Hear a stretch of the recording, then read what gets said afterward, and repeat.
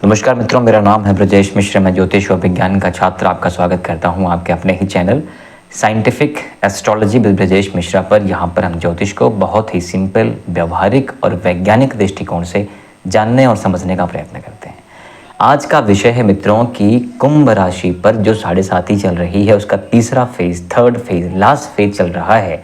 2.5 साल का ये ट्रांजिट या गोचर या फिर ये समय कैसा होने वाला है। सबसे पहले आपको एक बात समझने की आवश्यकता है कि कुंभ राशि के मालिक भी स्वयं शनि देव ही होते हैं, लेकिन शनि देव न्याय के देवता और कर्म के देवता हैं। कोई फर्क नहीं पड़ता कि वो आपके लग्न के राशि के मालिक होने के साथ भी आपको आपके कर्मों का उचित फल देने से पीछे नहीं हटेंगे। जितने भी पास्ट में आपसे गलत कार्य हुए हैं, चाहे वो संचित कर्म ही क्यों ना हो, पूर्व कर्म ही क्यों ना हो, आपको उनका फल मिलेगा ही मिलेगा। या आप ऐसे समझिए, शनि देव जब जब आएंगे आपको फिल्टर करके चले जाएंगे। फिल्टर का मतलब एक नया परिवर्तन, एक नए आप। जब आपकी 7.5 लगी है, लगभग 5 साल निकले हैं। लास्ट के 2.5 साल काफ़ी क्रिटिकल रहे होंगे, आई बिलीव आप में से काफ़ी लोगों के।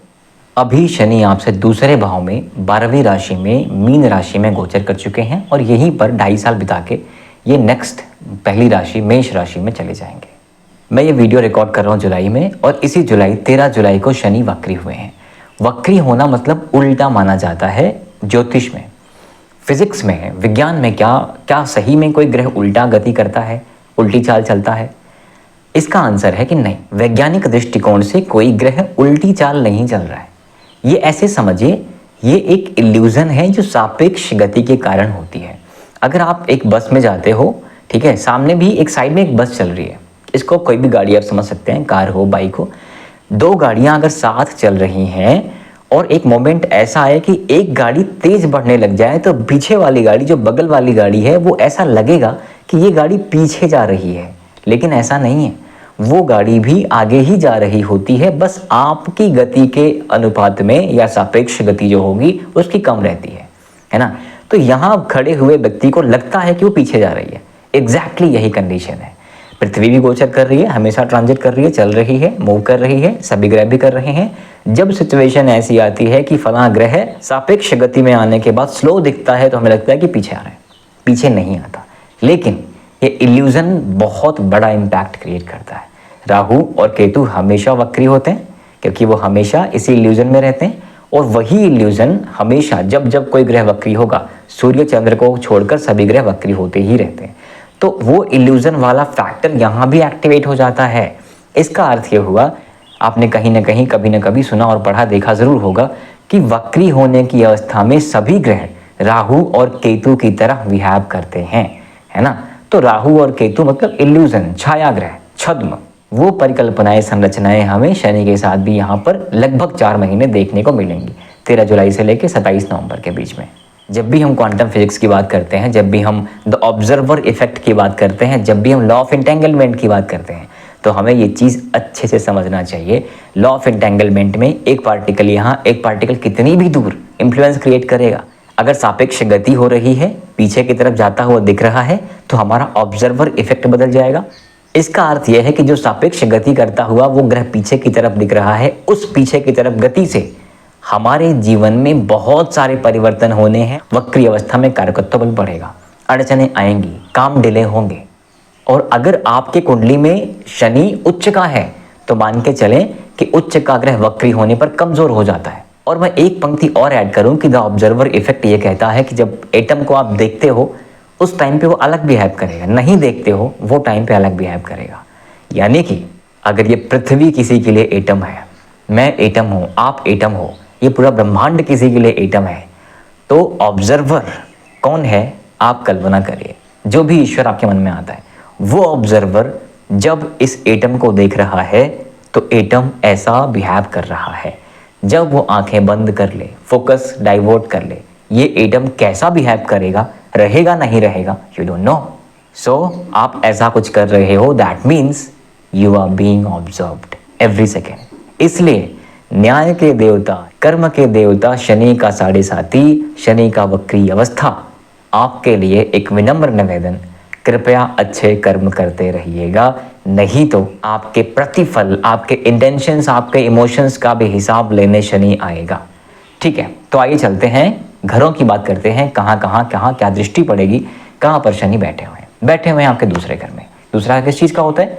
वाणी का, धन का, कुटुंब का, भोजन का, टेस्ट का। शनि 30 साल बाद आते हैं किसी भी राशि में। शनि मीन राशि में 30 साल बाद आए हैं, आपके धन के स्थान पे 30 साल बाद आए हैं। एक लंबी जर्नी, एक लंबा एक्सपीरियंस। एक्सपीरियंस का मतलब डेटा। जितना ज़्यादा एक्सपीरियंस किसी के पास है, जितना डेटा उसके पास है, उतनी ही अच्छी उसके डिसीजन मेकिंग क्षमता, कैपेसिटी प्लस कॉग्निटिव बिहेवियर बढ़ जाता है। यदि कुंडली में शनि नीच के, शत्रु के या विकट स्थिति में है तो शनि का ये गोचर आपके लिए पीड़ित करने वाला है। अभी 2.5 साल बचे हैं, हालांकि जो पीड़ा आपने लास्ट के 2.5 सालों में देखा है उससे कम पीड़ा आपको दिखने वाली है। कारण शनि आपके अपने लॉर्ड बनते हैं। दूसरी चीज, शनि आपको 5 सालों में इतना पीट चुके होंगे कि अब आपको आशीर्वाद देंगे। शनि का यही नियम है, डिले करता हूँ, डिनाय नहीं करता। ये शनि का रूल है। Shani is a डिलेयर not डिनायर। तो डिले हो चुका है, काफ़ी चीज़ों में आपको डिले हो चुका है। परिवार में, धन में, जॉब में, करियर में, प्रॉपर्टी में, इन सारी चीज़ों में, स्वास्थ्य में दिक्कतें, ये सब आप काफ़ी झेल चुके हो। अब बदलाव की स्थिति है, परिवर्तन की स्थिति है, सभी चीज़ों में अस्थायित्व आने की स्थिति है। ठीक है, तो शनि की ये स्थिति 30 साल बाद जो आई है, आपके धन को अब जाकर के ठीक करने वाली है, वाणी को ठीक करने वाली है, परिवार में संबंध ठीक करने वाली है, खान पान डाइट भी ठीक करने वाली है। सिर्फ 2 कंडीशन है मित्रों। पहला तो ये कुंडली में क्या स्थिति है, ठीक है, उसके हिसाब से फलित होगा। दूसरी चीज़, आपके कर्म कैसे हैं। शनि कर्म के देवता हैं, शनि गरीबों के मसीहा हैं। जितने भी दबे हुए, कुचले हुए, पीड़ित लोग होते हैं सृष्टि में, वो डिपार्टमेंट शनि के अंडर में आता है। आप बेजुबानों को मारते हो, शनि खराब। आप मांस खाते हो, शनि खराब। आप मदिरा पीते हो, शनि खराब। आप माता की इज्जत नहीं करते हो, सम्मान नहीं करते हो, शनि खराब। आप गरीबों पे बहुत अग्रेसिव बिहेवियर करते हो, लोगों को परेशान करते हो, पीड़ित करते हो, आपके मन में कटुता भरी हुई है लोगों को लेकर, शनि खराब। आप न्यायप्रिय नहीं हो, आप अन्याय करते हो, राहु के इन्फ्लुएंस में आके गलत चीज़ें कर रहे हो, शनि खराब। सो ये सारे कर्म भी देखे जाएंगे, आपकी कुंडली भी देखी जाएगी और वर्तमान गोचर भी देखा जाएगा। फिर जो क्रक्स आएगा वो डिसाइड कर देगा ये 2.5 साल कैसा जाने वाला या आने वाला समय कैसा जाने वाला। सो जो पीड़ा, मानसिक वेदना आपने 5 सालों में झेली है, अब मैं रिपीट कर रहा हूँ, अब जा करके वो कम होने की संभावना और धीरे धीरे आपकी मानसिक स्थिति ठीक होने की संभावना बन रही है। शनि न्याय के देवता जब न्याय करते हैं तो सबसे ज़्यादा दुख आपको देने का प्रयत्न करते हैं। दुख जिस चीज़ से ज़्यादा मिलेगा वही करने का प्रयत्न करेंगे। फॉर एग्जाम्पल, कोई व्यक्ति अपने परिवार से बहुत अटैच्ड है तो उसके परिवार में कुछ अंग भंग कर दें, समस्याएं कर देंगे जिससे उस व्यक्ति को कष्ट मिले। धन को लेके बहुत अटैच्ड है कि यार मुझे पैसा मिल जाए, बाकी परिवार बाहर में जाए, कोई फर्क नहीं पड़ता, ऐसे लोगों के धन पे हानि होती है। स्वास्थ्य को लेके अटैच है, स्वास्थ्य में पीड़ा कर देंगे। तो शनि आपको जब दुख दारुण देने आते हैं तो वो एग्जैक्टली वही करते हैं जहाँ से आपको दुख ज़्यादा मिले, है ना। मतलब जो घाव है आपका वही वो निचोड़ देते हैं।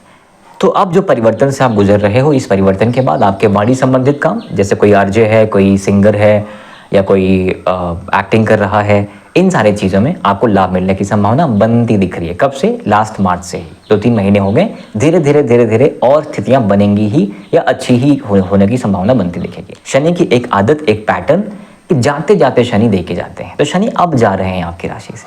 शनि की 7.5 ढैया की स्थितियों में क्या होता है, शनि जब आपको रोक देते हैं, आपका मानसिक स्वास्थ्य खराब कर देते हैं, फोकस डिस्टर्ब होता है, मन कहीं नहीं लगता, दुख मिलता रहता है, ऐसी स्थितियों में आपके अंदर आलस आता है, लेजीनेस आता है, काम करने का मन नहीं होता, लेथार्जिक स्टेट आती है, एनर्जी लो हो जाती है, गोल साफ नहीं दिखते, आप बैठ जाते हो।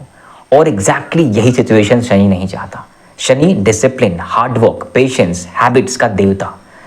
आपको जब जब वो प्रोक्रेस्टिनेशन दे, लेजीनेस दे, आपको वही नहीं करना, आपको उससे फाइट करनी है, कर्म करना है। नियतम गुरु कर्म तुम कर्म जायो ही कर्मणः। आपको नियत कर्म करना है। नियत कर्म का मतलब जितना आप कर सकते हो, जो आपका पोटेंशियल है वो करते रहो, अपना 100% देते रहो। अपने आप बुरे से बुरा शनि अच्छी चीज़ें करने को बाध्य हो जाएगा यदि आप कर्म के देवता के समक्ष खड़े होकर के अच्छा कर्म करने का प्रयत्न करते हैं और किसी को परेशान नहीं करते हैं। तो अब आपके कर्म में परिवर्तन, जॉब में परिवर्तन, धन आने की संभावनाएं, दृष्टियों को देखा जाए 1, 2, 3। तीसरी कहाँ पड़ेगी? 4th हाउस में। 4th हाउस क्या है? माता, सुख, समृद्धि, प्लॉट, फ्लैट, गाड़ी, मकान। शनि इनके कारक हैं। शनि ये सब देते हैं, स्थायित्व के साथ देते हैं। माता के स्वास्थ्य में कुछ समस्याएं ज़रूर हो सकती हैं, उनको गांठ की दिक्कत, हड्डियों की दिक्कत, पेट की दिक्कत हो सकती है, लेकिन आपको धन लाभ है। धन लाभ का अर्थ प्लॉट, फ्लैट, मकान ये सब भी खरीद सकते हो, गाड़ी भी खरीद सकते हो।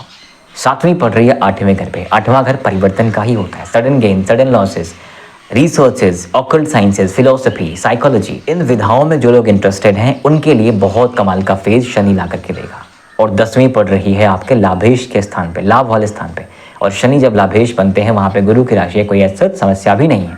तो लाभेश बनने की स्थिति में आपके बिजनेस में लाभ तो आएगा, लेकिन शनि की एक अपनी चाल धीरे धीरे आएगा, स्थायित्व की तरफ जा रहे हैं। यानी कि ये जो लास्ट का ट्रांजिट चल रहा है शनि का, 2.5 साल का ये फेज चल रहा है, होल सोल देखा जाए ना तो एक अच्छा फेज है। बस कुछ कंडीशंस हैं, कर्म, आदतें, आचरण, कुंडली में स्थिति, ये 4 चीज़ें अगर आपके ठीक हैं तो गाड़ी पार है। अब सिर्फ शनि के ही नहीं, इन 2.5 सालों में अन्य गोचर भी होंगे, गुरु के भी होंगे, राहु के भी होंगे, केतु के होंगे तो सभी ग्रहों के, लेकिन जो थोड़े लंबे समय तक चलते हैं वो यही 3 ग्रह जाग रहे हैं। तो आज का राहु कहाँ बैठा है? आपके लग्न में। आप उसके प्रभाव को देख चुके हैं, मेरी वीडियो भी उस पर आई हुई है, जाके देख भी सकते हैं। इसके बाद जो 1.5 साल के बाद 26 में जो राहु आएगा वो कहाँ जाएगा? आपके 12वें घर में। उल्टा चलता है ना, वक्री चाल इसके। 12वें घर में क्या है? वो भी शनि की राशि है, यथा राहु तथा शनि। 10वीं राशि मकर राशि में जब राहु बैठेगा, विदेश के भाव में बैठेगा, तो विदेश के एस्पेक्ट को जागृत करेगा। जो लोग MNC में जॉब करते हैं, फॉरेन सेटलमेंट का प्लान बना रहे हैं, घूमने का बना रहे हैं, एक्टिंग करते हैं, हॉलीवुड जाना चाहते हैं, उन सब के लिए कमाल का फेज। IT में है उनके लिए कमाल का फेज। 3 दृष्टियों की बात कर लें तो धन, वैभव, गाड़ी, संपत्ति, ये सब कमाल का बढ़ने वाला है आपका 27 तक। यानी कि 7.5 के अंतिम फेज में, अंतिम पड़ाव में ना आप देखेंगे कमाल के धन लाभ आपको शनि और राहु मिल करके देने वाले हैं। सो अब मैं कंक्लूजन बताऊंगा आपको कि शनि की 7.5 के अंतिम फेज जो बहुत कमाल का हो सकता है और होना चाहिए आपके लिए। कुछ बदलाव अगर आपने जीवन में नहीं किया तो वो कर लीजिए। क्या बदलाव करने हैं? सबसे पहला काम, हैबिट ठीक कर लीजिए। सोने का, जागने का, खाने का, पीने का, इररिलेवेंट मोबाइल स्क्रॉल करने का काम बंद कर दीजिए। अगर किसी को बर्थ में परेशान कर रहे हो तो मत करिएगा, क्योंकि आपसे लोअर लेवल पे जो कोई ऑपरेट कर रहा है, चाहे वो लेबर क्लास का हो या कोई भी हो, आपका जूनियर ही क्यों ना हो, आपका असिस्टेंट ही क्यों ना हो, उन सब का दायित्व शनि के पास है। बेजुबानों को परेशान करें तो मत करिएगा। अनैतिक और अन्यायपूर्ण कार्य मत करिएगा। राहु लग्न में बैठा है, करा सकता है आपसे, लेकिन हर एक कार्य की कीमत होती है। कुछ कार्यों की कीमत आपने पास्ट में चुकाई है, फिर कुछ अनैतिक कर्म करेंगे तो फिर चुकाना ही पड़ेगा। समय मिलने के साथ सुंदरकांड पढ़ते रहिए, हनुमान चालीसा का पाठन रोज करते रहिए।